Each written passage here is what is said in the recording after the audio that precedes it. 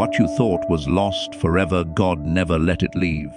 Chosen one, what feels like absence was never abandonment. What feels like silence was never indifference. God does not walk away from what he intends to restore. He steps closer, even when you cannot feel him.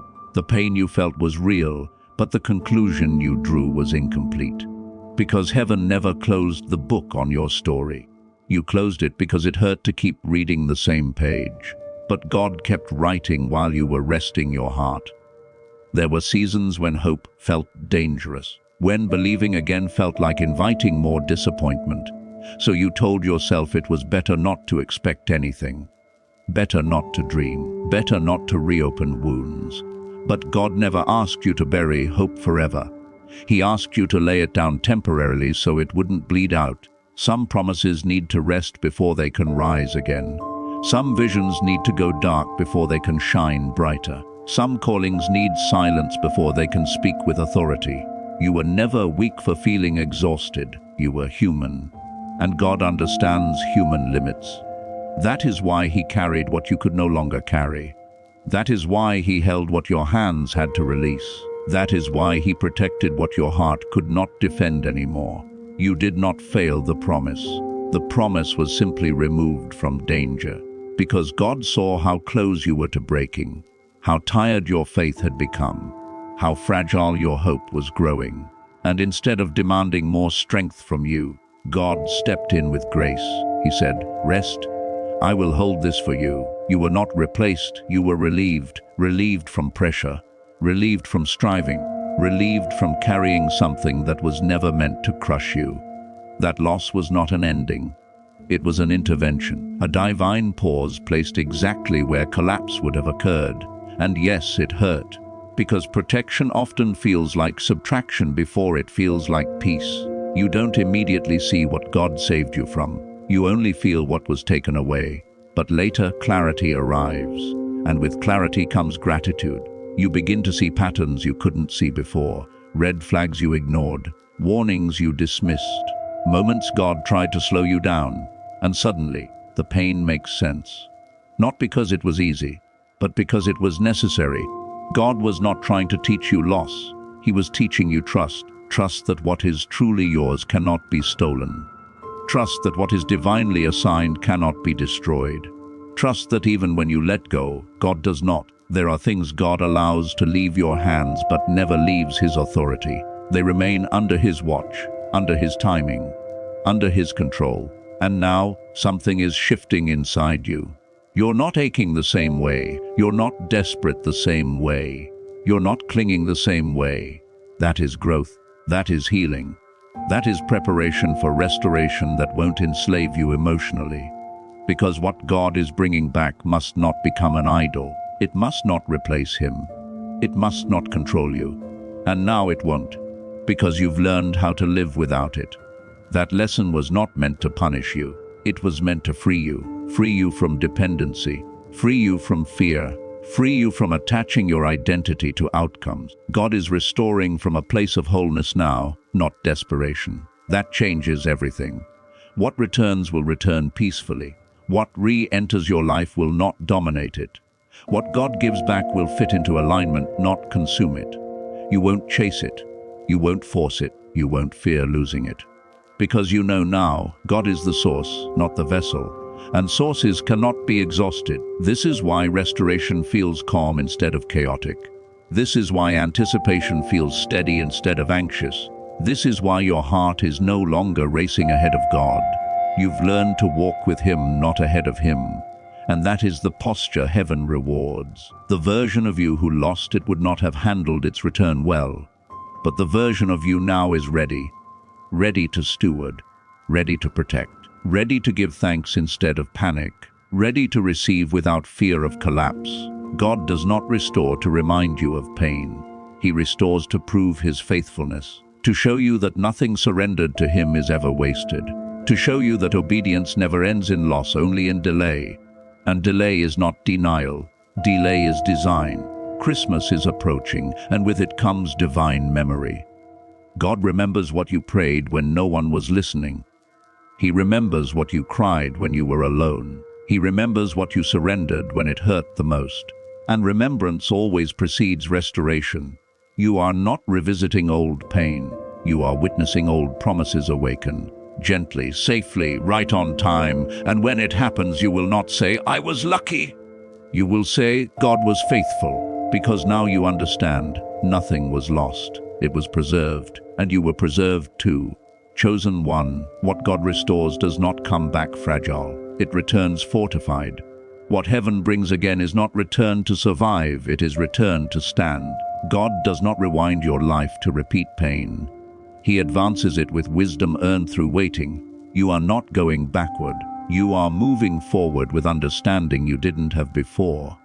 That is why this restoration will feel different. It will not arrive with chaos. It will not demand desperation. It will not awaken fear. It will settle into your life with peace as confirmation. Because peace is heaven's signature. If God is in it, it will not rush you. If God is in it, it will not confuse you. If God is in it, it will not cost you your identity. What is coming back will honor who you've become, not who you used to be. God did not allow you to grow for nothing. Every tear refined your discernment. Every delay strengthened your boundaries. Every unanswered prayer deepened your trust. Those were not side effects of waiting. They were the purpose of it. You were being trained to recognize what aligns with God and what only excites your emotions. That discernment is your shield now, because where God is taking you, not everything will be safe just because it looks good. But you will know, you will sense it. You will recognize peace versus pressure. You will feel alignment instead of anxiety. That is not coincidence, that is maturity. God restores into maturity, not immaturity, because restored blessings must be sustained, not survived. You are stepping into a season where God is not just answering prayers, He is trusting you with answers, trusting you to steward wisely, trusting you to choose correctly, trusting you to stay aligned when options increase. And that trust was built in the waiting. The delay prepared your heart to handle abundance without losing humility, prepared your spirit to handle favor without losing obedience, prepared your soul to handle visibility without losing intimacy with God. These things matter more than speed, because fast blessings without foundation collapse quietly. But slow blessings built on obedience last. God was never trying to impress you. He was trying to protect you. And now that protection is transitioning into provision. But provision always follows order. God sets things in place before He releases what you prayed for. That is why this season feels quieter, calmer, less dramatic. That is because heaven is aligning, not advertising. You don't need noise when God is working. You need stillness, because stillness sharpens discernment. Stillness reveals truth. Stillness prepares the heart to receive without fear. You are not overlooked. You are being positioned where no manipulation can reach you, where no counterfeit can deceive you, where no pressure can rush you out of alignment. God removed urgency because urgency makes people choose incorrectly. Now you choose from peace, and peace always leads to right outcomes. What God restores will not require you to compromise. It will not ask you to shrink. It will not demand silence where God called you to speak. It will honor your boundaries. It will respect your calling. It will grow without draining you. That is how you will know it is from God. Because God does not restore to trap you again. He restores to free you permanently. You will notice how different you feel when it arrives. Your heart will not race. Your spirit will not panic. Your mind will not spiral. Instead, you will feel settled, grounded, clear. That is confirmation. Because fear never accompanies God's restoration, only reverence does, only gratitude does, only peace does. This is why you had to wait, because God was healing your internal relationship with loss, teaching you that your life does not fall apart when something leaves, that your value does not disappear when a season ends, that God remains faithful even when outcomes change. Those truths anchored you. Now you are unshakable. Now restoration will not control you. It will complement you. You are no longer chasing what God is releasing. You are receiving it with open hands. And open hands never clench in fear. They receive freely. They release freely. They trust freely. That posture is powerful. Heaven responds to it because it proves you trust the giver more than the gift. God restores to people who won't idolize what returns, who won't build their identity around outcomes, who won't collapse if things change again. You have learned how to stand without guarantees. Now guarantees are being added, quietly, carefully, lovingly. Christmas is approaching, and it carries more than tradition. It carries divine timing, it carries remembrance, it carries fulfillment after waiting. Jesus was born into silence, into obscurity, into an unexpected moment, but heaven had planned it perfectly. And in the same way, your restoration will not announce itself loudly. It will simply arrive. Time, you will look back and realize nothing was wasted. Not the waiting, not the pain, not the silence. Everything was woven into preparation.